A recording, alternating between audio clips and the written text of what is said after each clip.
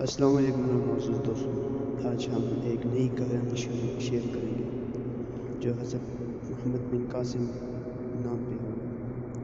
چلو شروع کرتے ہیں۔ بسم اللہ الرحمن الرحیم۔ جزیرہ لنکیا سیلم جو بحر ہند میں واقع ہے، اس کا پرانا نام سنگل دیپ یعنی زنجیروں کا جزیرہ، جو اس بنا پر کے باعث پڑ گیا۔ وہاں کے سمندر پبلی ہوئی لہریں اچھل کر اپنا جوہن دکھا رہی تھیں۔ سمندر میں ان کی لہروں سے طوفان برپا تھا۔ طوفانی لہریں اپنے راستے میں آنے والی ہر رکاوٹ کو غرق کر رہی تھیں۔ سمندر میں سفر کرنے والے تمام چھوٹے اور بڑے جہازوں کے کپتان اس طوفان سے پریشان تھے، اپنے بچاؤ کے لیے تدبیر کر رہے تھے۔ سمندری طوفان کے باعث فضا میں بے چینی چھائی ہوئی تھی۔ اس طوفان میں ایک ایسا چھوٹا جہاز تھا جس پر مسلمان عرب سوداگر اپنے تجارتی سامان کے ساتھ سفر کر رہے تھے۔ یہ جہاز سرندیپ یعنی سری لنکا سے بصرہ کی جانب جا رہا تھا۔ عرب سے سوداگروں کے ساتھ ان کی بیوی بچے بھی سوار تھے۔ سمندر طوفان ہر چیز بری طرح متاثر کر رہا تھا، لیکن خوش قسمتی سے عرب سوداگر کا چھوٹا جہاز طوفان سے محفوظ رہا۔ مگر جب یہ جہاز سندھ کے ساحل کے پاس پہنچا تو بحری قزاقوں کے گروہ نے ان پر حملہ کر دیا۔ عرب کے سوداگر نے ان ڈاکوؤں کا نہایت دلیری سے مقابلہ کیا، مگر ڈاکوؤں کی تعداد زیادہ ہونے کی وجہ سے وہ زیادہ دیر مقابلہ نہ کر سکے۔ ان کا سارا سامان لوٹ لیا اور بحری قزاق ان تمام مردوں، عورتوں اور بچوں کو قیدی بنا کر دیوبند لے گئے۔ قزاقوں کے اس گروہ کو دیوبند کے راجہ طاہر کی مکمل سرپرستی حاصل تھی، اس لیے تمام افراد کو قید خانے میں ڈال دیا گیا، جہاں ان پر ظلم کی انتہائی کر دی گئی۔ ان قیدیوں کو بدبودار پانی اور خراب کھانا دیا جاتا تھا۔ جو اس سلوک پر آواز بلند کرتا اسے بری طرح پیٹ دیا جاتا تھا، جس کی چیخوں سے پورا قید خانہ گونج اٹھتا تھا۔ عورتوں اور بچوں کو بھی مختلف طریقوں سے تنگ کیا جاتا تھا۔ اس ظلم سے تنگ آ کر ایک قیدی خاتون ناہید نے آواز بلند کرنے کی دہائی دی۔ اس نے حجاج بن یوسف کا نام خط لکھا۔ مجھے اس بات کا مکمل یقین ہے کہ وادی بصرہ آنے والی قاصد سے مسلمان بچوں اور عورتوں کی بدحالی کو سن کر اپنے سپاہی کو جنگ کا حکم دے چکے ہوں گے۔ اگر حجاج بن یوسف کا خون سرد نہیں ہوا تو میری فریاد پر ہماری مدد ضرور کریں گے۔ اگر ان کا خون سرد ہو چکا ہے تو میرے پیغام بے مقصد ثابت ہوگا۔ یہاں پر رہنے والے کے لیے بھی مسلمانوں کے لیے دل کی جگہ پتھر ہے۔ اگر میری فریاد پر آپ نے یہاں پر قید مظلوم عورتوں اور بچوں کی مدد نہ کی تو پھر سوائے پچھتاوے کے کچھ نہیں بچے گا، اور مجھے مرتے وقت اس بات کا دکھ ہوگا کہ مسلمان افریقہ اور ترکستان پر اپنا جھنڈا تو لہرا رہے ہیں، مگر سندھ میں قید قوم کی یتیم اور بے بس بچوں کی مدد نہیں کر سکے۔ کیا یہ ممکن ہے کہ جو تلواریں ایران اور روم کے ظالم اور مغرور تاجداروں کے سر پر بجلی بن کر پڑی تھی، وہ سندھ کے مغرور اور ظالم راجہ کے سامنے بھی مظلوم کے حق میں اٹھیں؟ اے حجاج، مجھے موت سے ڈر نہیں لگتا، لیکن اگر آپ کو بدن میں جان باقی ہے تو اپنی قوم کے مستقبل کے بچانے آئیے، اور یہاں پر بے شمار بیواؤں اور یتیموں کی آپ کی امد کے لیے دعا گو ہے۔ اور حجاج، آپ کیسے مسلمان بادشاہ ہیں کہ آپ کے ہوتے ہوئے اہل مال پر ظلم و ستم ڈھایا جا رہا ہے؟ اس ظلم کا کون جواب دے گا؟ فقط ایک غیور قوم کی بے بس بیٹی خلیفہ عبد الملک کے عہد میں حجاج بن یوسف کی تمام سرگرمیاں عراق اور عرب تک تھی۔ انہوں نے اپنی تمام صلاحیتوں کے ذریعے خلیفہ عبد الملک کی حکومت کے مضبوط سے مضبوط معطر بنائے بالکل کوشش کی۔ اسی دوران حجاج بن یوسف نے بھی شمال بے گناہوں اور انسانوں کے قتل بھی کیا، مگر خلیفہ عبد الملک کی وفات کے بعد ولید بن عبد الملک کے خلیفہ مقرر ہونے پر مزاج بالکل بدل گیا۔ اس نے اپنی باقی زندگی مشرق اور مغرب میں مسلمانوں کی کامیابی کے لیے گزار دی۔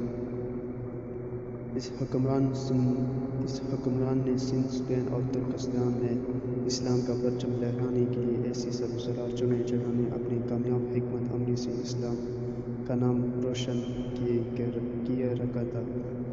چند سال پہلے حجاج بن یوسف، جن آنکھوں نے عبداللہ رضی اللہ بن زبیر کے ناحق قتل کی ڈیڑھ بن کر دیکھا اور ترس نہ کھایا، اور اب وہی آنکھیں سندھ میں قید ایک مظلوم لڑکی، مسلمان لڑکی کی خبر پڑھ کر اس کی مدد کے لیے بے چین تھے۔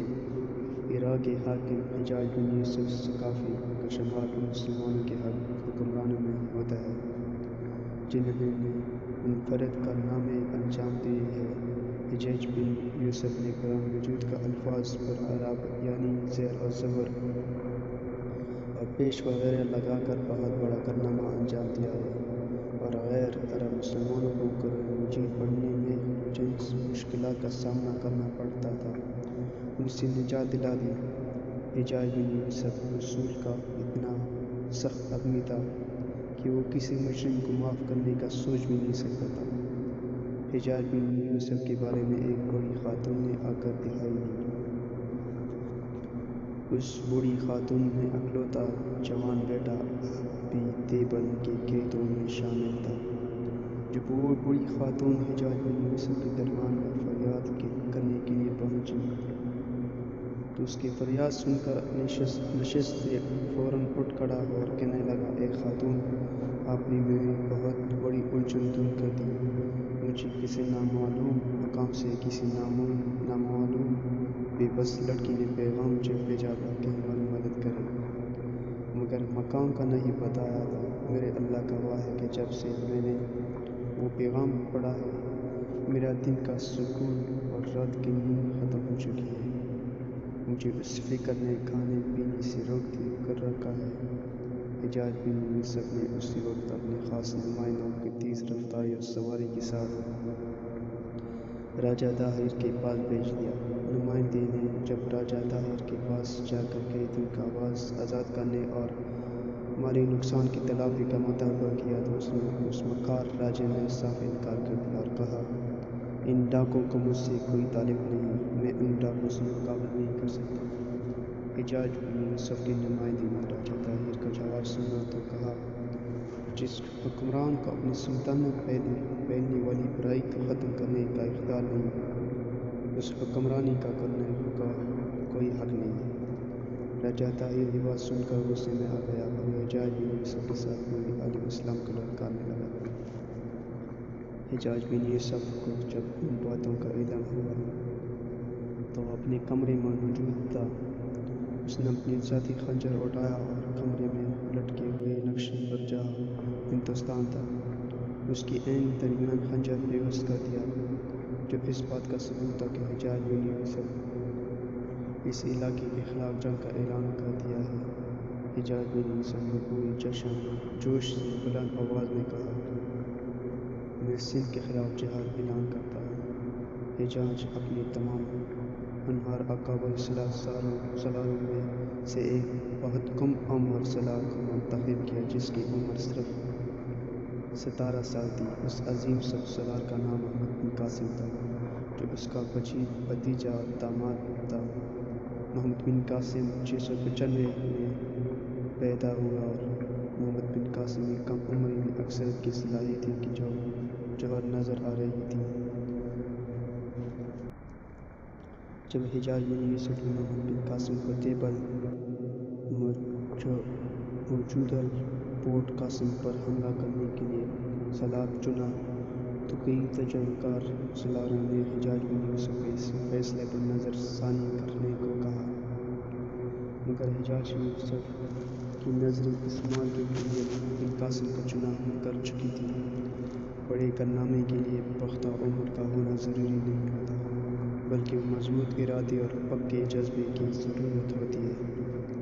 حجاج بن یوسف نے اپنے قابل فخر بھتیجے اور داماد محمد بن قاسم سے کہا، محمد، آج تم ہی دمشق روانہ ہو جاؤ۔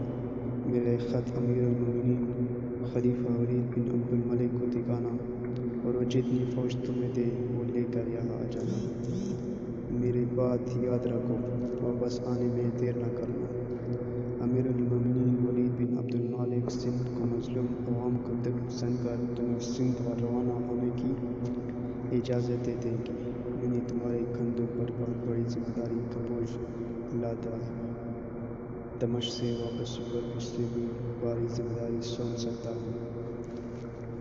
محمد بن قاسم نے حجاج بن یوسف کی طرف دیکھا اور پراعتماد احساس سے ان کی سلام کیا اور سفر پر روانہ ہو گیا۔ سفر بہت لمبا تھا، اس لیے حجاج بن یوسف نے محمد بن قاسم سے کہا کہ جہاں اس کا گھوڑا تھک جائے اسی علاقے کی چوکی سے تازہ دم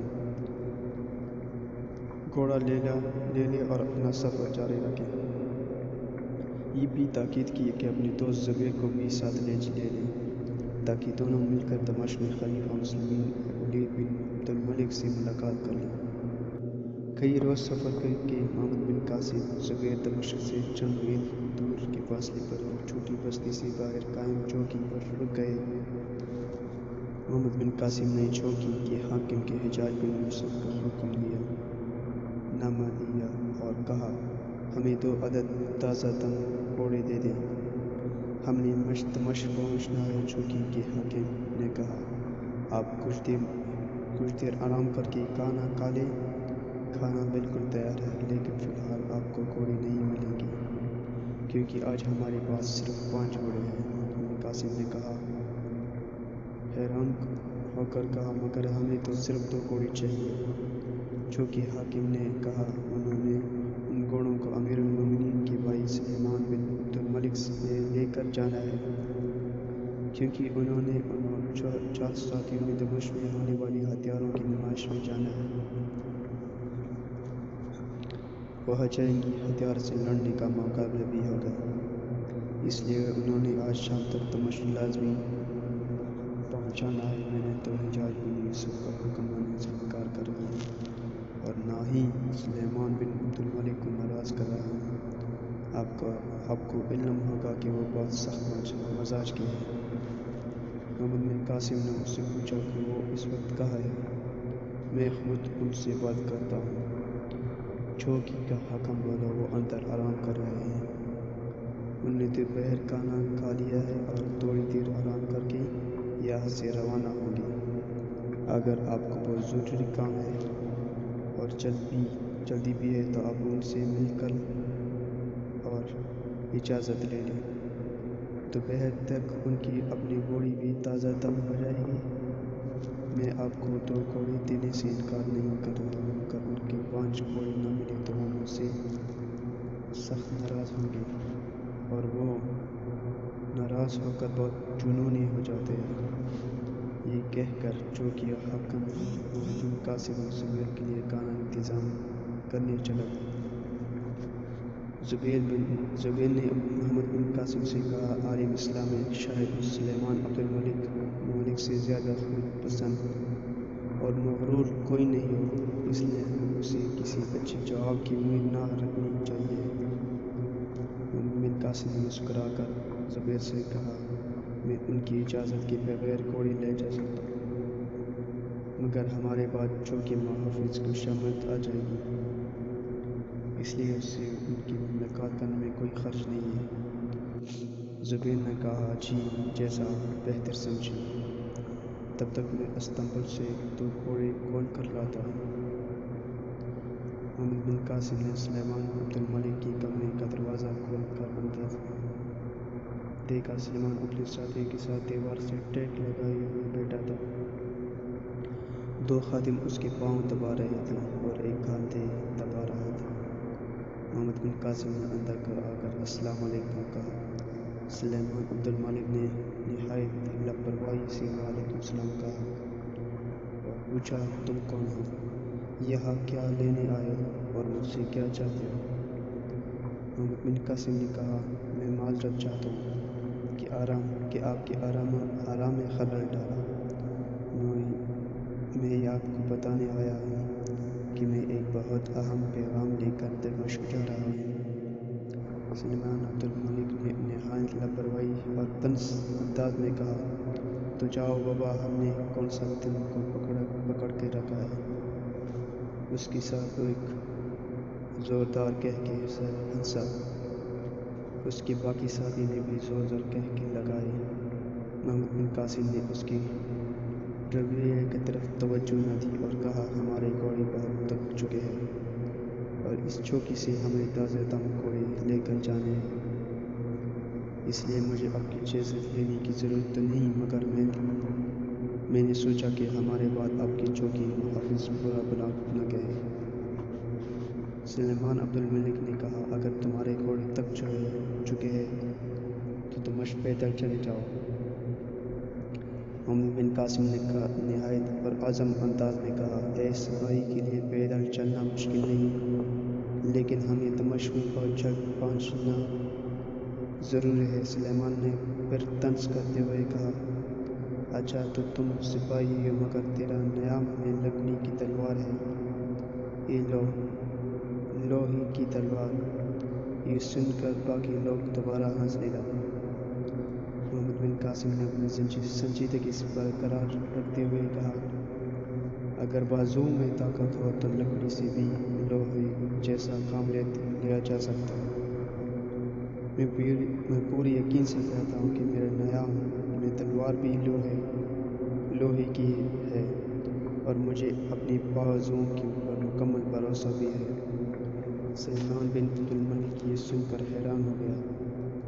اپنے ایک ساتھی سے کہا، صالح یہ لڑکا بہت باتیں کرتا ہے، ذرا اٹھو اس کے مقابلے میں آؤ، میں اس سپاہ کی جوہر دیکھنا چاہتا ہوں۔ ایک سالولے رنگ کا لمبا آدمی فوراً اٹھا اور تلوار تام کر محمد بن قاسم کی طرف بڑھا۔ محمد بن قاسم نے کہا، میں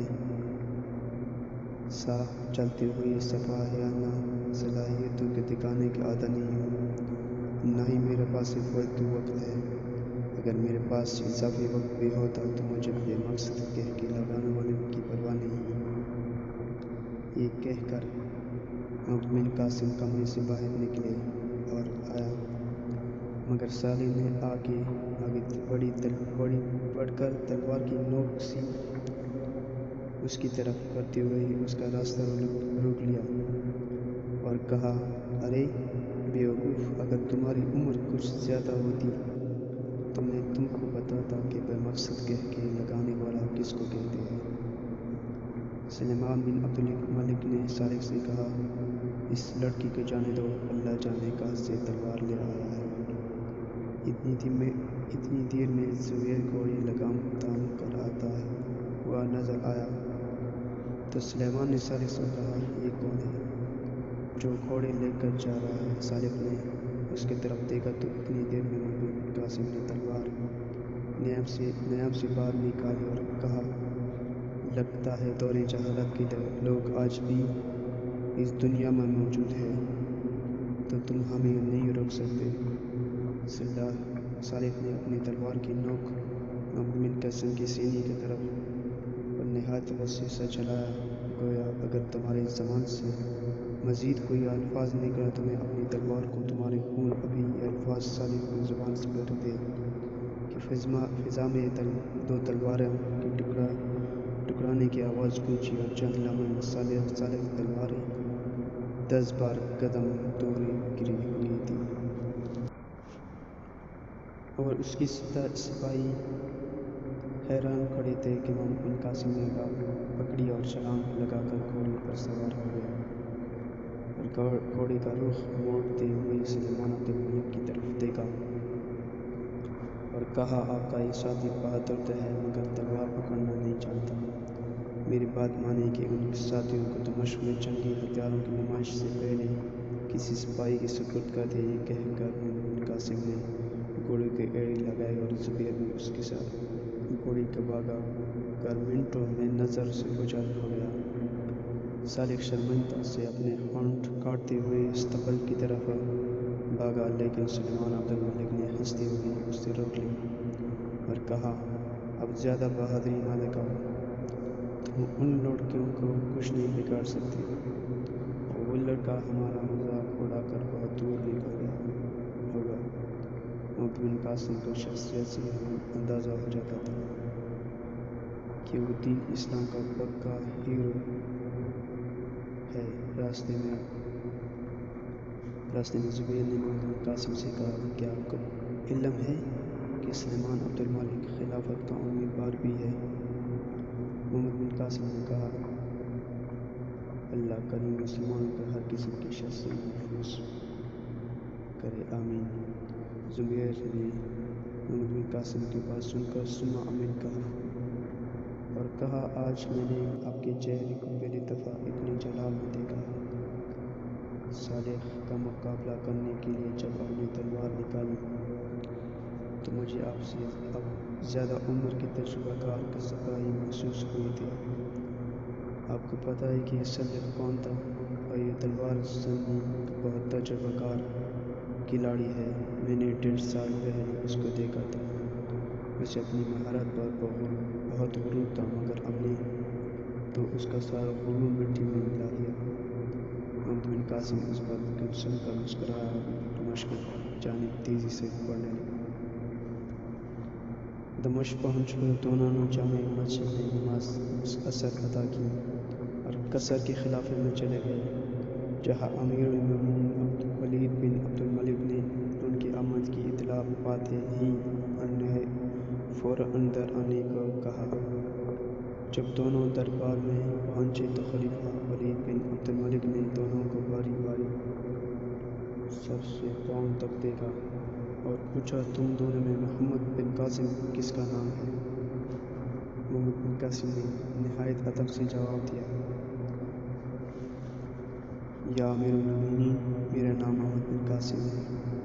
خلیفہ کا سوال سن کرنے کے بعد تمام درباریوں کی نظریں زبیر پر لگی ہوئی تھیں، مگر محمد بن قاسم کا جواب سن کر وہ سب حیرت سے اسے دیکھنے لگے۔ سب کی نظروں میں حیرت اور زبان پر خاموشی تھی۔ تھوڑی دیر بعد سب درباری ایک دوسرے سے گوشیاں کرنے لگے۔ حجاج بن یوسف کے پہلے خط سے خلیفہ کو علم تھا کہ محمد بن قاسم بالکل تو نوجوان ہے، جس کی عمر بمشکل 17 سال ہے، مگر تمام درباری زبیر کے ہی محمد بن قاسم سمجھ رہے تھے۔ اس لڑکی کا کتبہ کے لشکر سالار ماننے کے تیار ہی نہیں تھے۔ پھر سب لوگ آپس میں شرگوشیاں کرنے کے بعد خلیفہ کی طرف متوجہ ہوئے، کیونکہ خلیفہ کو احساس ہو گیا تھا کہ تمام درباری خاندان ان کے خلافت کے محسن حجاج بن یوسف کے فیصلے کے خلاف باتیں کر رہے ہیں۔ تو انہوں نے زبیر اور محمد بن قاسم کو بلایا اور اپنے انتہائی قریب بٹھاتے ہوئے کہا، میں اس نوجوان مجاہد کو سلام پیش کرتا ہوں، جس کے لیے حجاج بن یوسف جیسے زمانہ شناس کے خیالات میں بلند ہے۔ میرے لیے بھی آپ قابل احترام ہیں۔ پھر خلیفہ نے محمد بن قاسم سے پوچھا، یہ آپ کی بڑا بھائی لگتا ہے؟ محمد بن قاسم نے کہا، نہیں امیر المومنین، یہ میرا ساتھی زبیر ہے۔ ولید بن عبد الملک نے زبیر کی طرف دیکھا اور کہا، نوجوان، میں نے آج سے پہلے بھی تمہیں کہیں دیکھا ہوا ہے، شاید تم سرندیب کے ایلچی کے ساتھ یہاں آئے تھے۔ تم وہاں سے کب آئے اور وہ بچہ کہاں ہے؟ خلیفہ زبیر کی طرف متوجہ دیکھ کر درباری بھی زبیر کی طرف دیکھنے لگے اور اکثر نے ان کو پہچان بھی لیا۔ زبیر کے بھی اعتماد دیکھ کر محمد بن قاسم نے جلدی سے حجاج بن یوسف کا خط خلیفہ کو پیش کیا، کرتے ہوئے کہا، یہ آپ کے لیے خاص پیغام ہے۔ خلیفہ نے خط لے کر پڑھا اور تھوڑی دیر کے لیے سوچ کر کہا، سندھ کے راجا نے ہمارے جہاز کو لوٹ لیا ہے، سرادیب جانے والی عورتوں اور بچوں کو گھیر بھی نکل لیا ہے۔ زبیر تو سارا واقعہ خود دربار کو سنایا۔ زبیر نے شروع سے لے کر آخر تک سارا واقعہ دربار میں بیان کیا، مگر درباری خاموشی سے بیٹھے رہے، جس کی دیکھے زبیر کی آنکھوں میں آنسو آ گئے، پھر ان کی جیب سے ایک خط نکلا اور خلیفہ کو پیش کرتے ہوئے کہا، یا امیر المومنین، ابوالحسن کی بیٹی نے یہ خط والی بسراں کو لکھا تھا، آپ بھی پڑھ لیں۔ خط پڑھتے ہوئے خلیفہ ولید بن عبد الملک کی آنکھوں میں نمی تیرنے لگی، وہ بھی حجاج بن یوسف کی طرح بہت متاثر ہوئے۔ پھر انہوں نے درباریوں کو سنانے کے لیے اونچی آواز میں دوبارہ خط پڑھا۔ وہ ہر لفظ اور ہر سطر ٹھہر ٹھہر کر پڑھ رہے تھے۔